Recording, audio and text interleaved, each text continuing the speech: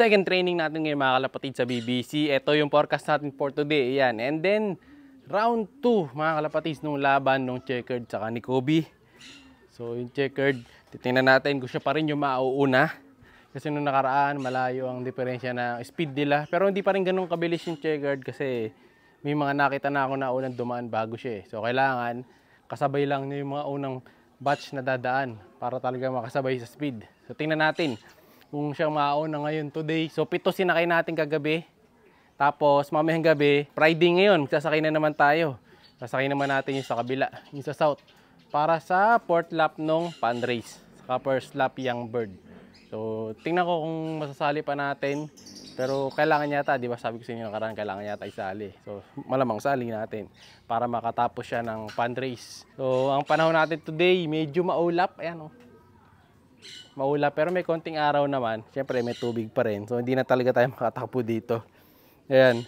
So may mga nagko-comment kailangan tambakan. Kailangan talaga tambakan kaso ipon-ipon pa tayo para matambakan. Kasi maraming ubusin to. Ayan. Islang-isla na. Kapatids. Ayan. So sana maganda maging uwi nung 7 nating warriors. Sino kaya mauuna?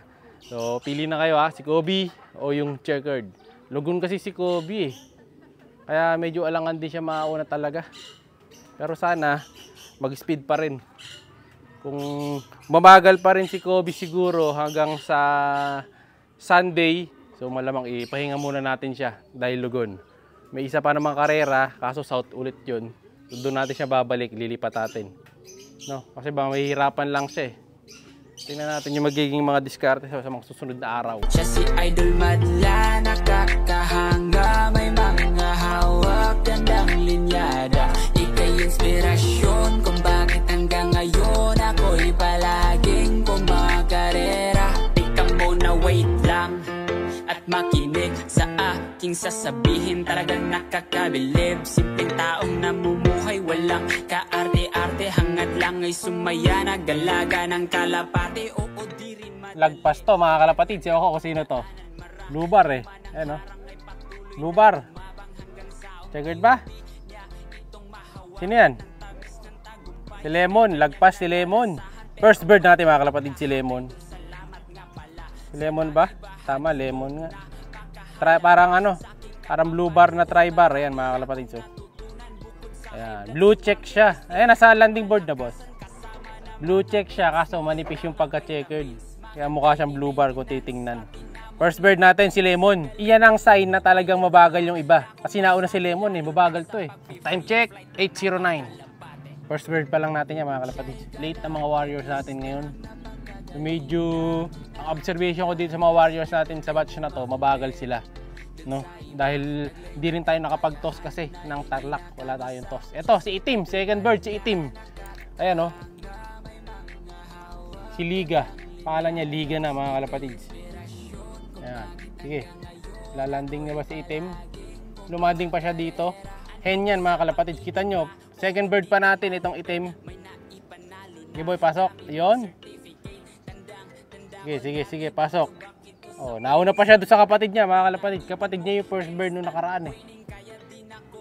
Naunahan niya pa. So babae yan. Pasok na tol. At ito may rumoronda sa paligid. Hindi sure ko sa atin ito. Mayroon dalawa. Atin kaya to? Oops. Parang may dagit na isa. Sira ang buntot ng isa eh. So may isang ibon na rito sa taas. Hindi ko lang sure kung sino. Mamaya hintayin natin na bumaba sa landing board. So aalis muna ako doon. Ano? Gabulan sa bubong eh. Bababa din to. So meron na tayong ano ba? 3 birds. Kung sakaling sa atin nga itong nasa taas.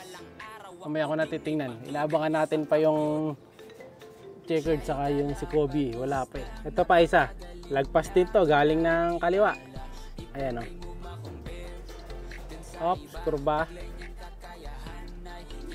Uy. Lumapo sa taas. Team Old Dop to. Ayan. Dalawa. Parang dagit nga yung isa. Parang walang singsing yung isa mga kalapatids. Dagit nga yata. Ito isa, dagit yung isa, walang singsing, tensil. Ay isa, bumaba na. Yun. Tingnan natin kung susunod itong dagit mga kalapatids. Yung dagit to boy, nasa taas. So ayun yung isa, checkered. Yan yung checkered na hinihintay natin. Yung kapatid nung item. Ngayon pa lang mga kalapatids, dumating yung isa. So bali, port bird pa lang natin siya. Ito dagit to. So pangatlong ibon. Ito yung dagit, nandito pa oh. Walang sing-sing to. Ewan ko saan na pulot ng kalapate natin pa, dagit pa oh. Yung nasa taas ng bubong dito sa Dreamloft, nandito pa eh. Tapos ito nga, may re-reviewin natin yung camera. Medyo mataas to, hindi abot yung madlato to kahit dakmain. Ayan, bumaba na. Saan nagpunta? Ayun, kala ko nahulog na eh. Yung Spider-Man. Nino kaya to? Parang nanggaling kanina sa landing board eh. Tingin ko nakawala lang. Ayun, makita. Ako, lumipad. Ako po, lumipad. Ayun, landing board. Tingnan natin. Green ang sing-sing. Parang babae. Hindi, parang masyadong maraming sing-sing ah. Parang hindi sanay sa landing board. Sa atin kaya to? Sige. Pasok kayo, papasok na. Yan. Sige, pasok. Yan. Sige, pasok. Ayan, pumasok. Ayun, papasok sa atin yata eh. Yun. Check mo sa atin. Wala lang mga kalapatids. Try natin review yung camera mamaya. First bird natin dito sa taas yung checkered. Yan yung kanina. Yun yung may kasabay na dagit. So bali kulang pa tayo ngayon dito ng tatlo na lang yan eh. Dalawa. Then sa likod, si Kobe na lang yata kulang sa likod ah. Kobe, nahulik si Kobe. So mukhang di na natin sasakay si Kobe. Late siya eh. Isa na lang dyan oh. Si Kobe na lang.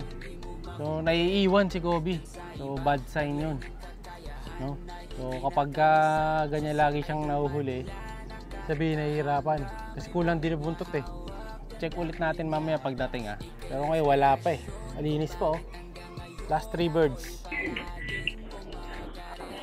Eto pa lang si Kobe mga kalapatids. Late talaga siya, ayun oh, pinapainom na yung mga warriors sa baba.